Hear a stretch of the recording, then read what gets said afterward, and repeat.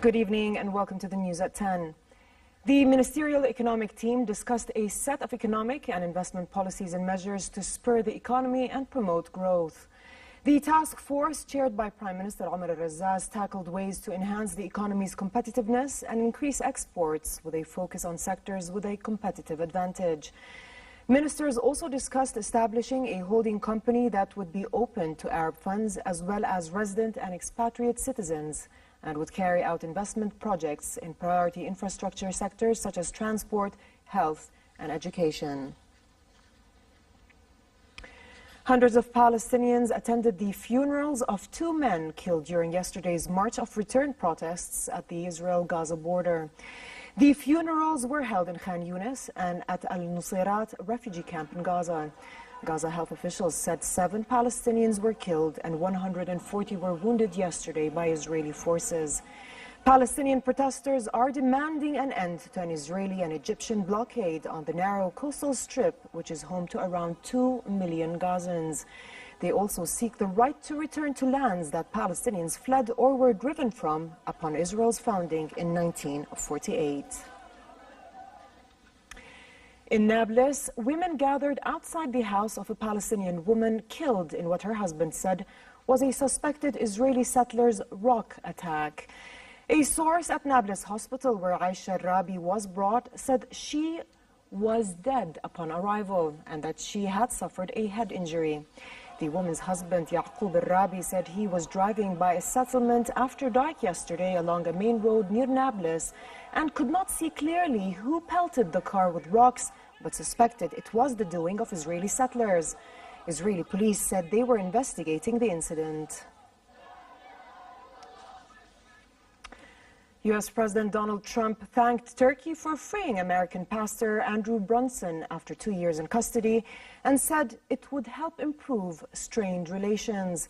Trump denied, however, cutting a deal for Brunson's release. Turkish President Tayyip Erdogan also wrote in his Twitter account following Brunson's release that the Turkish judiciary had taken its decision independently. Erdogan added that he hoped the U.S. and Turkey will continue their cooperation as the allies that they are and fight together against terrorist groups.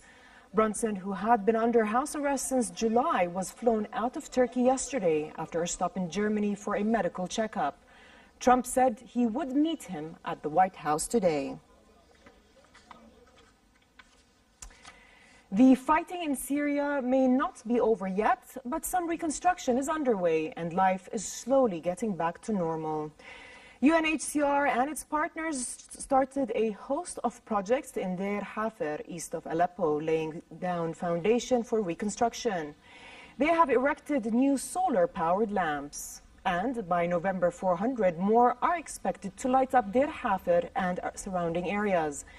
A UNHCR satellite community center also holds workshops and entertainment events for children and adults. It also offers a 3-month rapid learning courses for children who had to put school on hold due to the conflict so that they can catch up with the curriculum. Challenges, however, remain, as for example, Salah ad-Din School, the biggest in town, lacks equipment, with many classrooms having just 2 or 3 tables, leaving most of the 600 students to have to sit on the floor. Efforts to rebuild war-torn parts of the Middle East are also getting a helping hand from technology, at least for now. Drones are being used to take hundreds of thousands of photos of heritage sites destroyed or damaged by conflict. From Palmyra and Aleppo in Syria to Mosul in Iraq. A French startup is then using artificial intelligence, supercomputers, and algorithms to create 3D reconstructions to be ready for when the time comes to rebuild. It's hoped that these will help architects to decide how cities will be reconstructed. Technicians teamed up with UNESCO World Heritage to plan Mosul's reconstruction. The city, which was heavily bombed during 3 years of Daesh occupation, needs at least $2 billion to rebuild.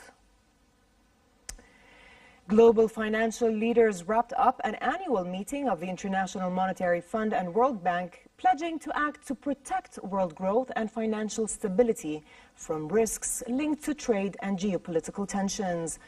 In the communique from the International Monetary and Financial Committee, the fund's member countries also agreed to debate ways to improve the World Trade Organization so it can better address trade disputes. The meetings in Bali, Indonesia this week were overshadowed by a spate of financial market turmoil and by the threat to global growth from the trade clash between the U.S. and China over Beijing's technology policies. Moving on to the United States, where rescuers are picking their way through devastated areas of northwest Florida and fears the death toll from Hurricane Michael will rise. At least 17 deaths have been confirmed so far in a swath of destruction stretching up to Virginia in what is considered to be one of the most powerful hurricanes to hit the area in U.S. history. Rescuers have still to search the worst affected areas of Florida's flattened Mexico Beach.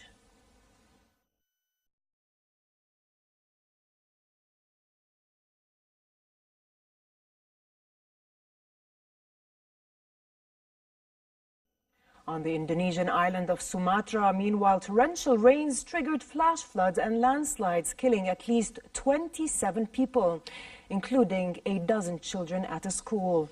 Seasonal downpours cause frequent landslides and floods each year in Indonesia, which consists of a chain of 17,000 islands, where millions of people live in mountainous areas or near fertile floodplains.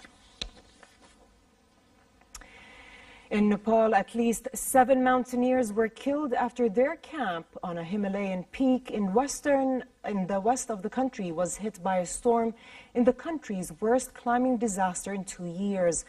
Police said villagers who reached the site at the base camp of Mount Gurja, a 7,913-meter high peak, spotted 7 bodies in the mountain slopes. 9 climbers have been reported missing. Search is to resume tomorrow. Nepal is home to 8 of the world's 14 highest mountains, including Mount Everest. In sports, Julian Wilson and Courtney Conlogue came out on top in the World Surf League event in France. Wilson's final victory over fellow Australian Ryan Callanan with a score of 15.34 to 14.23 ensures he cements his position in 3rd place overall and just 4,644.45 points behind world number 1 Brazilian Gabriel Medina.